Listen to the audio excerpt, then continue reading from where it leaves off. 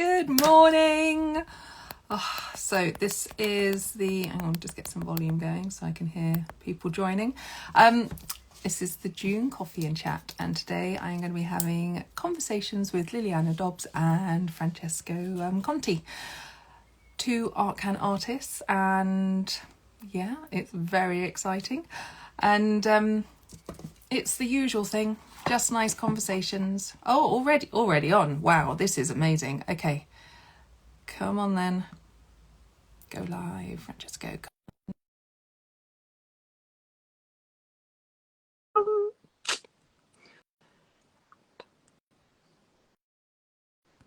And accept. Everything crossed. Good morning. Hi. I am good. Oh, looks like, hello. Well, that was seamless. I think that's possibly the quickest, because I was thinking every time I log on myself, it's like, you are now live, and I'm like, oh god, I'm gonna have to say something before they arrive, and what should I fill this time with? And I didn't even have to worry about that. So you've actually really stumped me. Oh, are you there, Francesco? Yeah, I think I don't have a very stable setup as usual. You know? That could be a metaphor for my life at the moment, actually, to be honest. Yeah, exactly.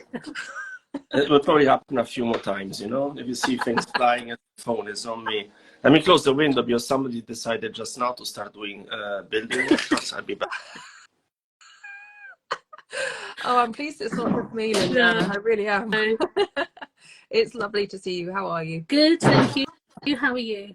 Yeah, okay. It's solo parenting and day jobs and having a toddler who is adopted, and so we've actually both been very ill this last week. So it's really nice to be talking to two other adults and yeah, not feeling as shocking as I was this time last week.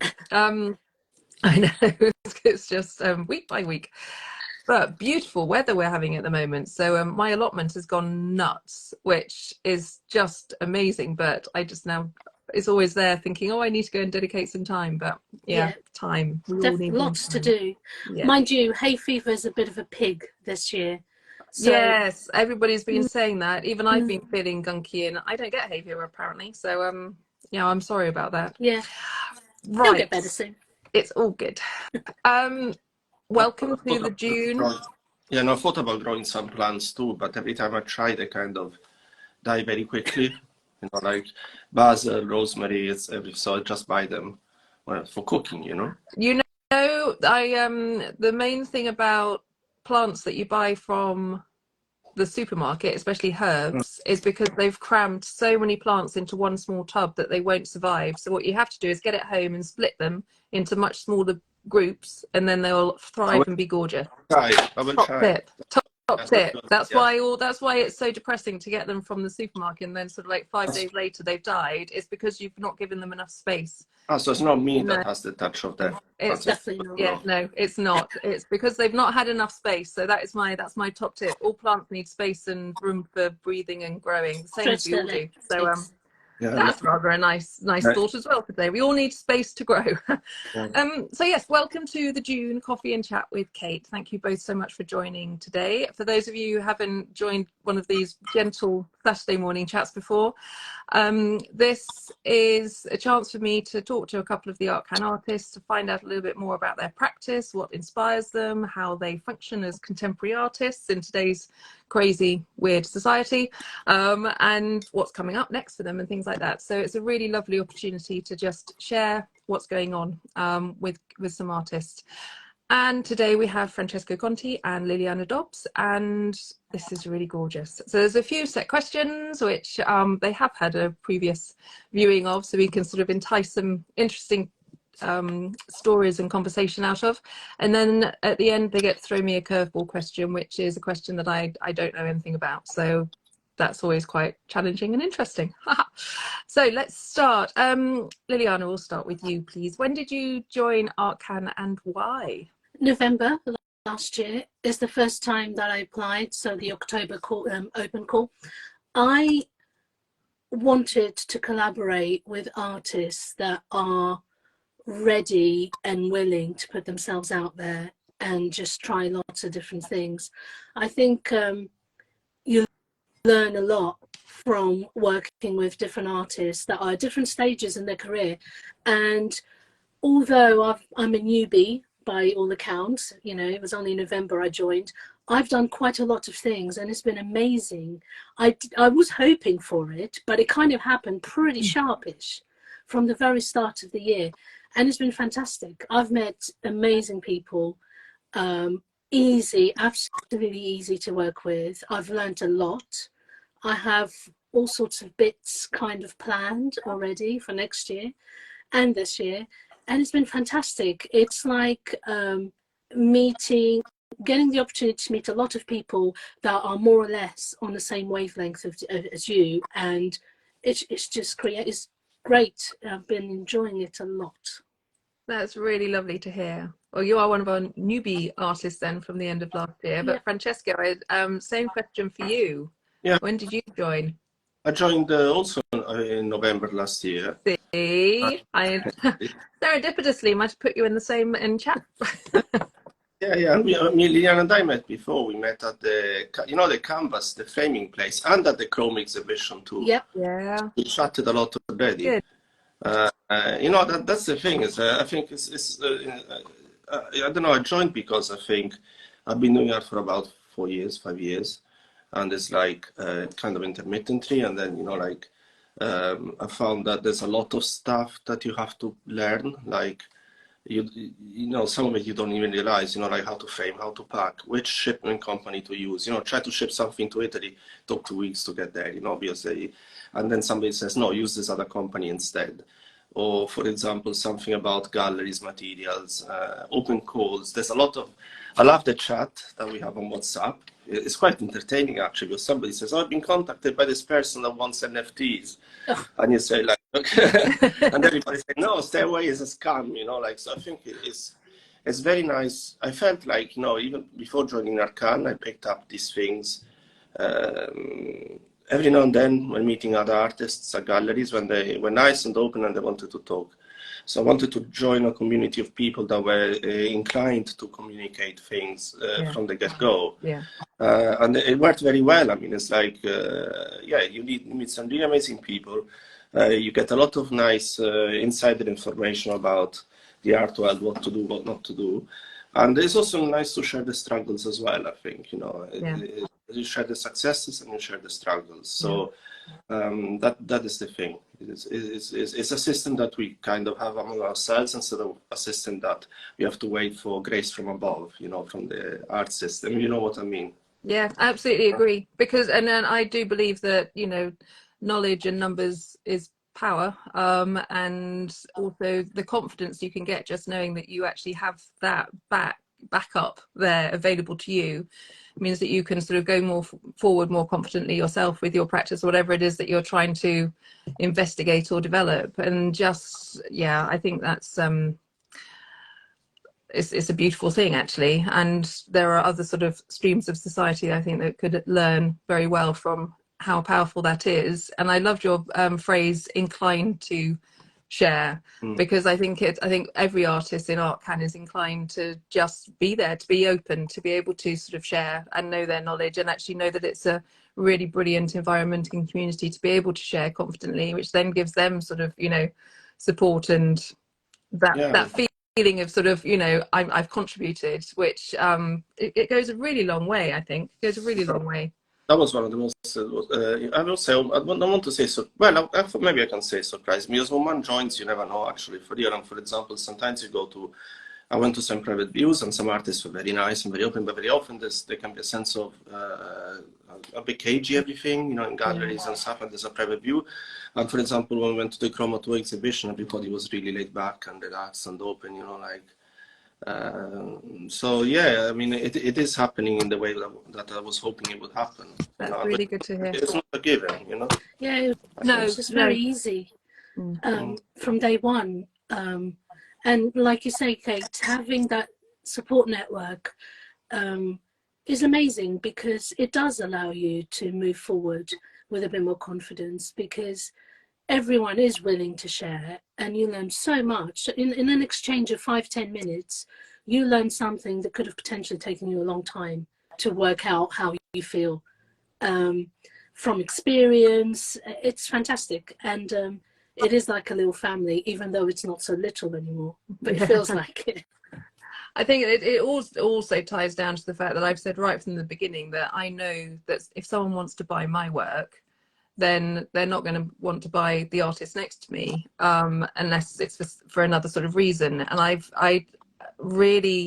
never really understood the artist against artist sort of mentality, because it's so individual, your response to a piece of art, by that it means you're so individual to the response to that particular artist.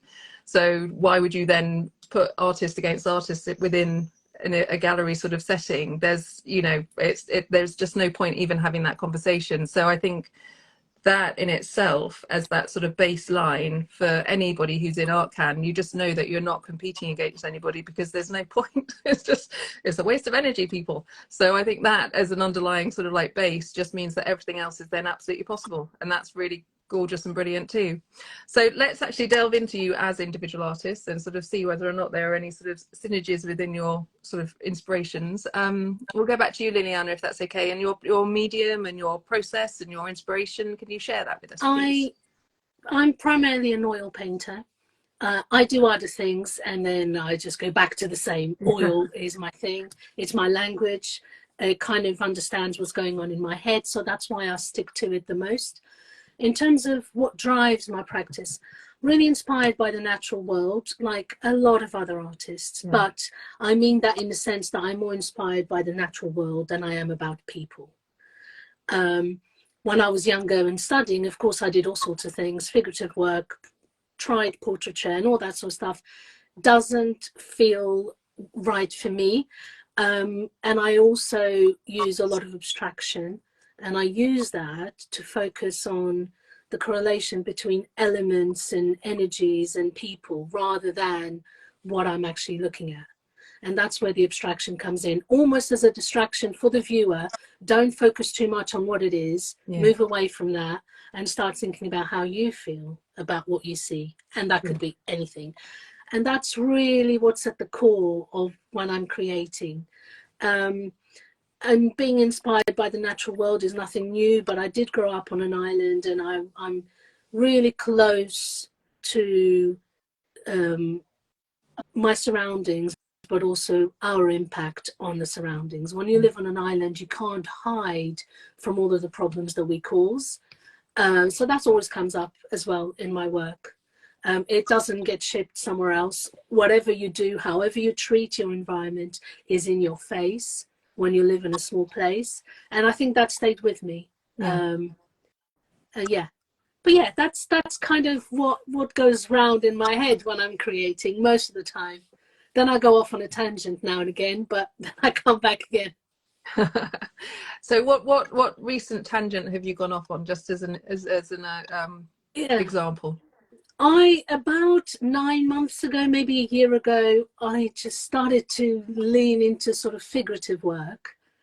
And it was almost like therapy. It was me trying to process certain things. Yeah. And then I decided, actually, I don't want to go down that road. I do love the pieces that I created, but actually, I don't think I want to share them with anyone else anymore. Yeah. I did at the time, but actually, thinking back about why I did it is a little bit too personal. Yeah. So I've kind of decided I love the pieces, but they're not for anybody else. They're for me. And they've come back. Yeah. They're in my little world now. And I've moved away from that because I think for me, it's more important for me to create something that somebody else invests their time in and loses themselves in. And I didn't feel that those pieces did that. There was too much of me in them. So then isn't it gorgeous to, as a creative, to have that adaptability and sort of flexibility to be able to explore other mediums to then sort of release whatever it is that you need to release, even if it's subconscious at that time. Yeah. And then be able to sort of come back and then feel more, in a strange way, that would have then given you even more confidence and sort of structure in the fact of, no, this is really what I'm doing at the moment, to be able to share with that bigger societal sort of conversation. Yeah.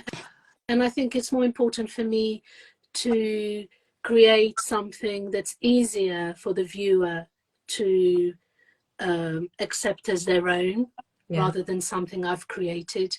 There's a balance there, but that's really important to me. I want someone to lose themselves in the work. They can see whatever they want to see. It doesn't really matter, or feel as however long as they want to it's feel. genuine, that they are experiencing their response to it.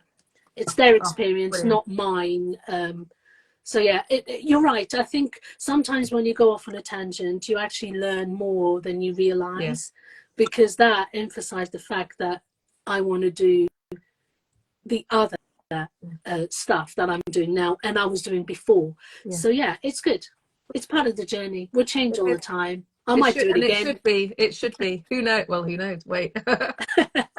Francesco, same questions for you, please. Just about your sort of your medium, your processes, your sort of inspiration. I just want to say one thing that Liliana said is interesting. You know, this relationship with the viewer is something that, again, I didn't start too long ago, so maybe this is obvious, but I find it funny how sometimes you finish a piece and you feel it is in a certain way, or you feel it is not very good. Or so I'm not even going to post it on Instagram, and people really like it. And how some pieces maybe don't resonate with you at all and resonate completely with other people. It's almost like once you finish a painting, it has its own identity, which is completely divorced, or to a large part divorced from what you wanted to do. So this kind of relationship between what is personal for you and what is personal for the person that views the artwork, I find it fascinating. So the question I have about the practice. So I paint oil and acrylic, but mostly acrylic.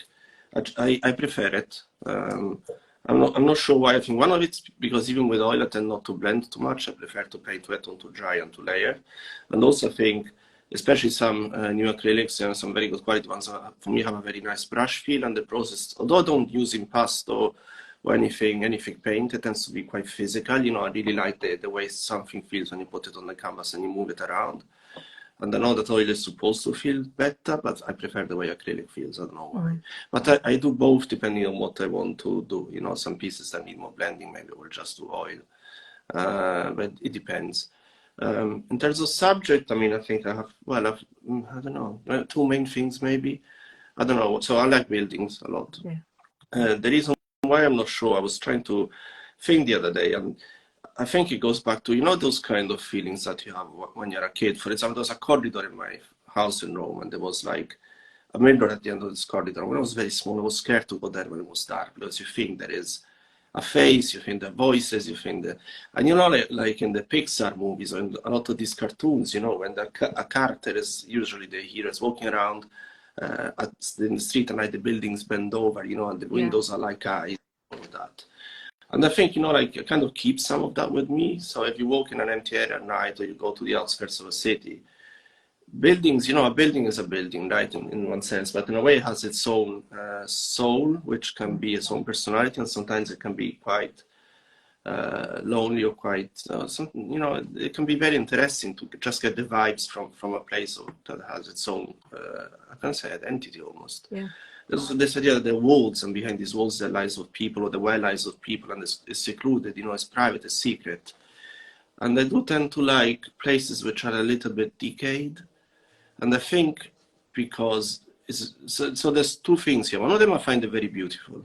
You know, like it's almost like the color of rust, the color of the decay. If you can divorce it from the social implications of it, it can be very beautiful. Agreed. You know? Absolutely. And that's one thing. And the other thing is like, I find it fascinating when things are broken down. Like imagine sometimes, for example, I'm painting something and there's a composition, and I cannot figure out what should be on the right. Maybe I didn't take the picture well. And then I go back there and there's something, and it's always perfect. And it's almost like reality has this way of putting things in the right place for you. Not always, sometimes you have to move stuff around, but most of the time, it's better than what we can imagine. You know, what shall I put here? Shall I put a box? Shall I put a wall? Shall I put a lamppost?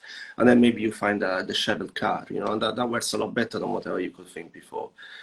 And the second thing that I like is some sort of, again, it's linked to decay. It's about politics, perhaps, you know, like I painted some paintings of the royal family mixed with biblical or religious themes. Like I painted one of the Queen as the Mexican goddess of the dead, And it's, I think, because, again, it has to do with social aspects, I suppose. You know, I like Mexico, and I think, like, it's a very ambiguous figure, you know, the Mexican goddess of the death, you know, is revered by gangs, also by normal people, though. It's a positive figure in theory, but it's completely linked to the criminal underworld. And it has that same sort of social connotation that sometimes I see in the outskirts of a city, and the same sort of mixed personality that sometimes you see in an isolated building that is staring back at you, you know? Yeah. So it's a sort of dreamlike thing that I like to do. And I think it works better when I'm very tired, you know? If I'm too awake, I have the cat that came to sit on me. He likes the conversation about the Queen, I think. If I'm sleepy or very tired, I think painting works much better because it's more subconscious sometimes. Yeah. And then actually you will let the experiences that you've walked through actually just be the emotion as opposed to what the physical reality is. And that in itself then sort of enhances all of those hidden stories and emotions and history, actually, because everything you've sort of said is actually playing with what's been before. So the buildings have their previous occupants and everything that's gone on with those, and even though they may not be there, the building itself has that sort of echo. Oh, that's a beautiful word. Yeah, the echo. Yeah. And so then when you're more sort of tired, you actually just let that echo sort of reverberate as opposed to being too considered. And I think that freedom is something that a lot of artists look for. And I wonder if we should just tell, if anyone else is going to be asking me, you know, it's like, how do you relax into what you're painting? I was like, just be really knackered. Get yourself a toddler and then you'll be fine. Yeah, and then you've got at least 2-3 years time to kind of work, because you are knackered for those few years, for sure. Oh, that is really, really interesting, but also beautiful that you've discovered that actually really, as you say, sort of quite early in your sort of process and how you are being creative. And that's really interesting. Thank you for sharing that. It's okay. You know, it's like when you go to, you know, sometimes how to describe, when you go to sleep and when you don't go to sleep and it's late and you kind of relive a little bit these things you had dreamt the night before, but not quite. Yeah. You know, kind of feeling that sometimes. That blurring of what did that happen or did that happen? Yeah. It's almost like you're half asleep, or not half asleep, but you're connecting with that subconscious part. It doesn't happen all the time, but when it happens, it's quite good, I think. Yeah, I do sometimes paint in my head just before I go to sleep, and it's really, really detailed. I think about mark making, color, composition, everything, and it's almost as if it's happening. And the funny thing is that the next day sometimes I remember, and I go back to a piece and I'll remember a couple of marks I want to make, or a couple of colors I want to use, whatever, and it's very vivid. It's quite fun. Funny. I really enjoy it. It makes me smile. I'll go in the studio smiling by myself. I'll spend 5 minutes and I'll come out again. It might seem like it was hardly worth it. Yeah, you've captured it, and actually that's the satisfaction of that, to know that was a totally integral, subconscious, beautiful sort of experimentation of everything sort of coming out as you as an artist, and to have captured that. Yeah, I mean, isn't that what we live for that moment where it's just been so natural that it's just happened? Oh, it's good. I need to paint. It's much better than the other stuff that happens in life. Oh yes, yeah. No, and also you have to hold those moments very, very dear and very true, because they're the ones that are really genuine and real. Yeah, absolutely. Having a glass of wine gets close, though, you know. Oh well, yeah. It gets you tired. We do that too. It's a little early. I'm still on my coffee in my Christopher Robin mug. Yeah, Coke, and there's nothing in it, just Coke. So, are you involved with then? What are you up to at the moment? Are there any art? I don't think we've got any ArtCan exhibitions currently on, actually. So we have Chroma. Well, yes, of course. We're both in that. Yes. Yeah. Anything else? Crawl in Paris. Yeah. Oh goodness. I know they're all on. Okay. But I was thinking, if we got any coming up, that's the new. Oh, from ArtCan with Love. Have you both done your postcards? Of course. Yeah. They've been sent off. One is. Why are they still there, Francesco? Why are they not in the post? Yeah, I was trying to take a good picture and they wasn't coming out very well, so I'm going to take a picture. And I'm going to try to write something intelligible at the back because my handwriting is. I will get my wife to write something actually because my handwriting is horrible. Oh, funnily enough, I wrote on the original backing, and I realised nobody's going to be able to read that. I had to peel it off. I'm not joking. I had to peel it off, print another one from one of the plain cards that I have sitting around, and then replace it. It was really, you wouldn't be able to read it. Perhaps you would have got my name out of it. And then I thought, why did I do that? I just lost my, I lost my focus, and it was like doctor's handwriting. It was pretty bad. Oh, brilliant. I was thinking it's good, isn't it? Then the people necessarily know I write it. If then people don't understand, okay, but at least it's ours. I think that's fine. You know what I'm absolutely loving is the fact that everyone's so sort of stressed and worried about the back of the postcard more than the front. And actually, because you're not the first people to be, every time I've said, have you done your postcard? It's like, yeah, but on the back, what do I write? How do I do it? And you're like, seriously? Really? It's like, the front shows how confident everyone is about their art. But it's like, don't get me to write anything. Yeah. That is really funny. No, I'll post them probably later today. Oh, brilliant. Thank you both so much. I'm just going to plug it, actually. The From ArtCan with Love exhibition is actually back in person this year at the Bermondsey Project Space. And on the 11th of July, and you can also register on Eventbrite. Just search ArtCan and it will pop up as the event. There's a hybrid aspect to it too, so that people can join remotely, so you don't have to be physically there to snap up one of the most amazing small artworks that you're ever going to get for £40 in each piece. Is it's going to be so cool. I've had a sneak peek of a lot of them, and I'm like, it's just amazing because it has such a clear identity of the vibrancy, diversity, skill, internationalism of what ArtCan actually is, just summed up in these small artworks, and I can't rave about it enough. So if you're not there and if you're not supporting, then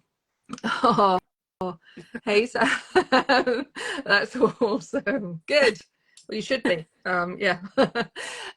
So yes, come to the From ArtCan with Love exhibition, 11th of July. It is only one night only, so and a very short time period, so join remotely if you can't make it in person as well. So yes, let's move on. What's up next for you then, other than obviously posting postcards this afternoon? Liliana, have you got any other plans at the moment? Yeah. And is this a good moment to mention ArtCan East? Yes. So we got together as soon as you developed this idea of creating regional groups or subset groups of ArtCan, because of the logistics, etc., and it's worked pretty well. So we did the submission for the Hollybush competition, which we won one of the prizes, and that's where the Cambridge exhibition came about last month. It was fantastic. Yeah. In all aspects. I loved doing that. And we as a group actually work really, really well together. It's easy. It's as if we've known each other for years. From the practical side of putting the show together to actually even before that, the planning, I love that group, and I'm fortunate to have met all of those people. And we have already in the calendar booked, etc., Art Fair East. Yeah. With a group of us, 7 of us are doing that in November, which is fantastic, under the ArtCan banner, which is great. And because there are 7 of us, the space will be a decent space. So we will look like a mini gallery, which is great for anyone that wants to come in, because then they'll have lots to choose from and we can engage with lots of people. It absolutely totally reflects that first ever exhibition I did for ArtCan 10 years ago. It's our 10-year anniversary this year. Was the fact that if we join together as individual artists, then the impact and what we can actually show has a ripple effect multiplied. So that whole Art Fair East sort of setup is mirroring 100% that initial sort of inspiration and idea. So that for me just shows exactly why ArtCan needs to exist. Yeah, it's fantastic. It brings people together, and then you find others that want to do the same things as you. So that's in the calendar, and we're working on a couple of different events, decent events, possibly to run for 3-4 weeks for next year as a group. So we've got a couple of those going on at the moment where we're trying to find the right dates and book it. And we're filling up the calendar like that. I'm also working on a few other things that I want to work towards. I'll be submitting some work for home. Hopefully I'll get something in that. So I'm working on that idea at the moment. But yeah, possibly during the next couple of months, I'll slow down a little bit what I'm doing with the outside world. I've got some commissions on the go, etc. And then September, Boom. It's always the way. I try and take August as my down month. Though I am going away for a couple of weeks in July just to breathe for a bit, and then I'm really looking forward to September onwards, but it's going to be really busy, which I think is why everyone needs to sort of make sure that they are being calm and enjoying actually the summer, because we are actually getting some sunshine at the moment, which is beautiful. Francesco, what have you got coming up? I will also apply for home exhibition. Hopefully we get in. Liliana, hopefully both get in, then we can have more drinks together. Yay. And There's then never an excuse needed for drinks together, but yes. And then I have a painting going for the Painters Online and the Artist Magazine, the Patches exhibition in Patchins. And then I'm going to also have my work. I'm going to take into the Parallax Art Fair in July in Kensington. Then there's the Chroma, and then I'm going to apply for some other open calls as they come along. I think probably there's something else, but I forget. So nice. Carrying on. That's absolutely brilliant.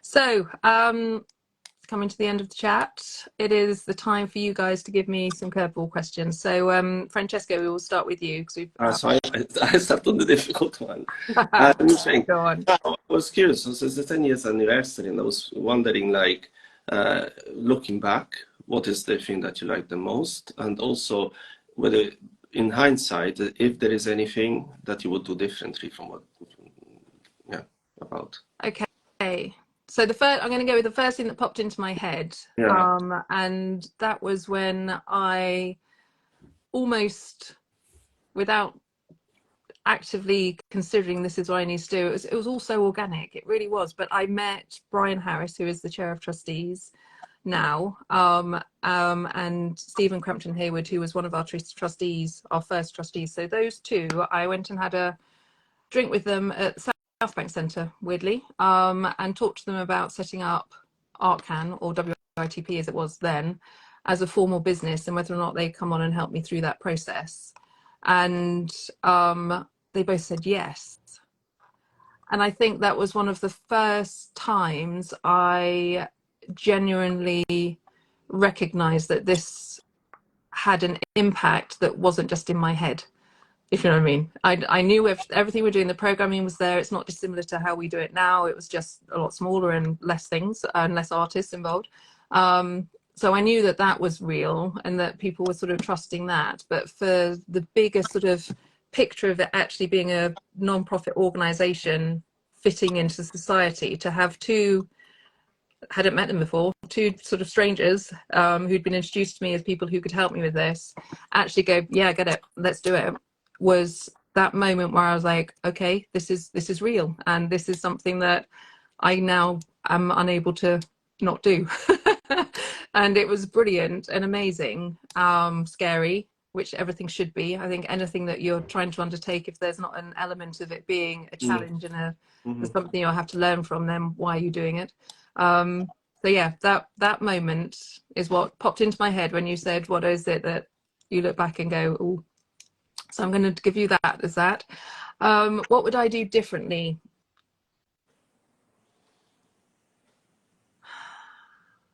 I don't know. Maybe to be totally honest. There's been a couple of exhibitions with I mean, my gut feeling is a huge thing with everything that I do for ArtCan, that if something doesn't quite feel right, then I probably, we don't do it, because I'm old enough now to recognize what does work and what doesn't. And I'm always brave enough to take risks when it's actually brilliant to take risks. And that's also how ArtCan has grown. The organic nature of it has been great.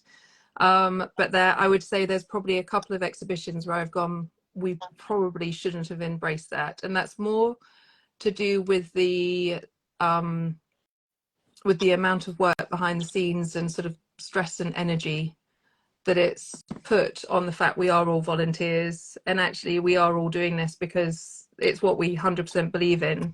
And yes, there will be challenges along the way, but as long as something's true and genuine and actually reflects that ethos and energy that's going in, then we will 100% go over and above and deliver even more.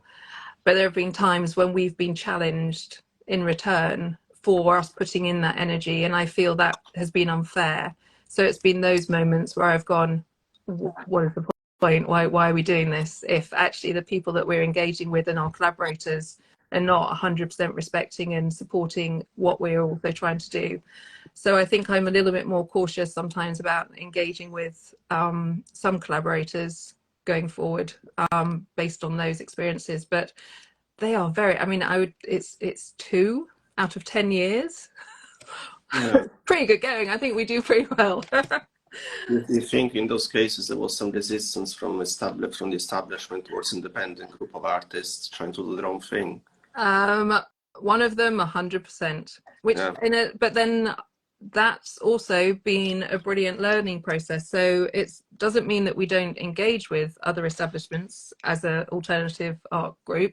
We just approach them in a slightly different way, not quite in the same way as we did last time, because we are also a professional non-profit organization. So it's just managing that exterior perception of us is now really important for me when I'm approaching people and having conversations as to how we work together with them. But that maybe and that's also why I don't really regret those experiences, because it has taught me different and alternative ways of actually showing what ArtCan is and how we work with other sort of organizations and collaborators.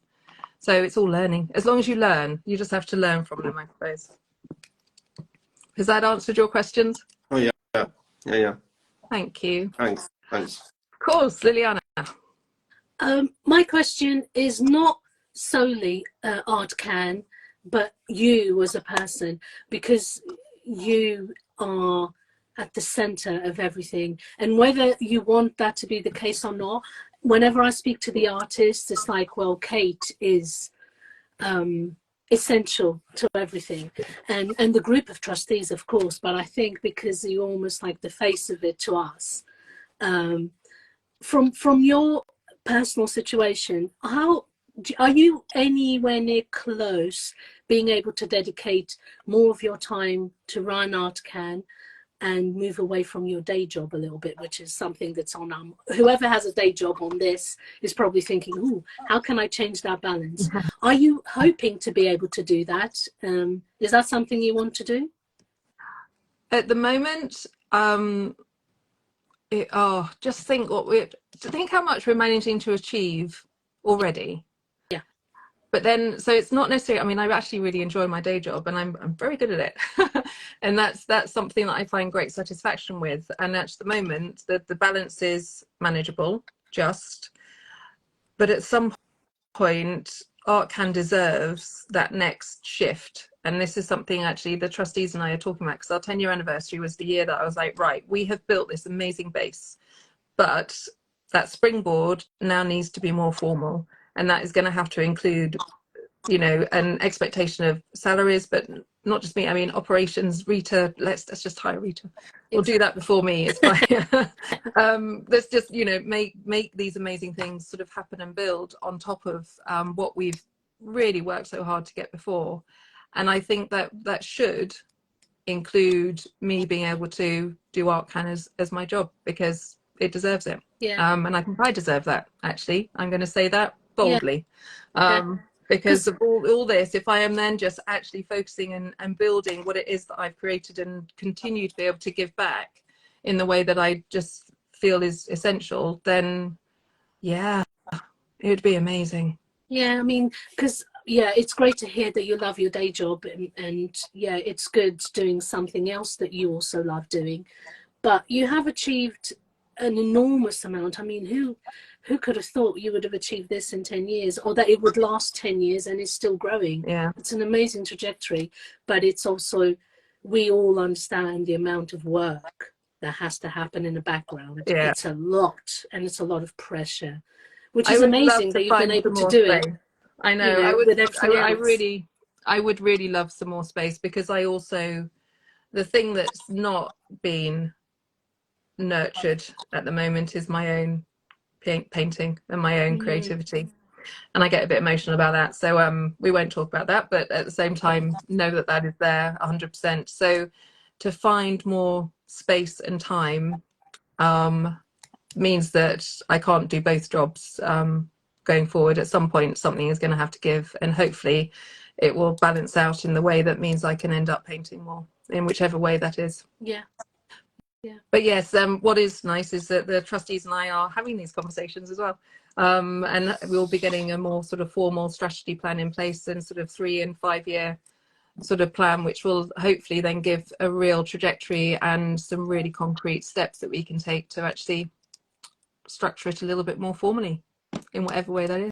Brilliant. But it's exciting time. It is really exciting times, and I need it to be taking that next step, because I'm ready for that with ArtCan.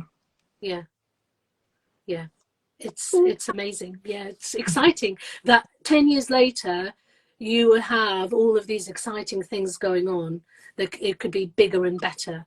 Yeah. Still, you know, rather than slow down and plateau, it's actually the absolute opposite. It's going to get bigger and better. I know. Well, the one thing we're looking into is, because obviously we've got our international artists are wanting to do similar things to you as have done in the regional groups, especially the East, and so we're looking at the sort of America groupings of artists as well. And obviously we've just done the exhibition in New Zealand with Jen and Hamish over there, so they're the New Zealand sort of hub, or whatever it is we decide to call them, is also going to be developed as well. And that just means that across the world we're going to have really proactive and professional groups of artists making some changes and supporting society in the way that it needs to be supported. Yeah, it's amazing. Let's It'd be good to support artists in another country, not necessarily exhibit with them if it doesn't work, but support them from over here. Yeah, we're all in a group. We don't even know where everyone is when we're chatting to each other. I know. So we isn't are already good? doing that. And isn't that nice? Yeah. And I think that's something I'm so proud of, because I didn't want to. We were very London centric, just because I happened to live there, and that was the easiest place for making things happen. But as we've grown, I've been really careful about making sure that our programming is not just, this is a London opportunity. And to be honest, in the autumn we've got 2 international opportunities and only one London, so it's great. Yeah, I love it. Oh. And chats like this sort of consolidate those thoughts and feelings for me too, and I cannot thank you both enough for letting me have that moment as well, to sort of, just to remind myself that this is the trajectory and we are doing amazing things. So thank you both very, very much for joining me this morning. Thanks for you. This was fun. Yeah, good. Next one will be the end of July, obviously. And reminder about From ArtCan with Love. Do check out Eventbrite. Just follow the ArtCan account on Eventbrite, and then you'll then just get a notification as and when events come up anyway, because we always log everything on there as well. Or check out the website, artcan.org.uk. And last plug, we have a YouTube channel, and we need more subscribers, please. So if you haven't already, then click onto YouTube, search for ArtCan and follow our channel, because we've got some really gorgeous messages and films, and you can actually see the Amplify exhibition, which was in New Zealand, streaming on there as well. So it's a really beautiful, immersive video piece from lots of our different artists. So just wonderful. Hey, Despina, nice to see you pop up. Oh, Rita, good morning. Lovely, Rita. Oh, yes, I know. Thank you all so much for joining this morning. Thank you, Liliana. Thank you, Francesco. You have been really lovely to talk to and start my Saturday off today. Have great rest of the days and weekends, and I'll see you all very, very soon. Okay. See you soon, hopefully. Thank you. Take care, everyone. Bye, everyone. Bye. Bye.